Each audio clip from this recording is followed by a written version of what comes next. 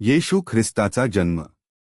येशू ख्रिस्ताचा जन्म ह्या प्रकारे झाला. त्याची आई मरिया हिचे योसेफास वागदान झाल्यावर त्यांचा सहवास होण्यापूर्वी ती पवित्र आत्म्यापासून गर्भवती झालेली दिसून आली.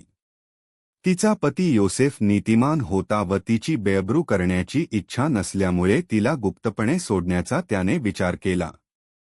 असे विचार त्याच्या मनात घोळत असता पहा, प्रभूच्या दूताने त्याला स्वप्नात दर्शन देऊन म्हटले, योसेफा, दाविदाच्या पुत्रा, तू मरियेचा आपली पत्नी म्हणून स्वीकार करण्यास अनमान करू नकोस, कारण तिच्या पोटी जो गर्भ आहे तो पवित्र आत्म्यापासून आहे. तिला पुत्र होईल आणि त्याचे नाव तू येशू असे ठेव, कारण तोच आपल्या प्रजेला त्यांच्या पापांपासून तारील.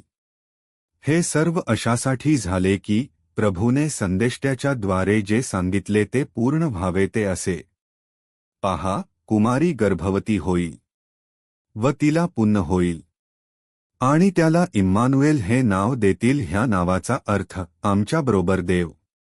तेव्हा झोपेतून उठल्यावर त्याने प्रभूच्या दूताने आज्ञापिल्याप्रमाणे केले. त्याने पत्नीचा स्वीकार केला, तरी तिला पुत्र होईपर्यंत जाणले नाही. त्याने त्याचे नाव येशू ठेवले.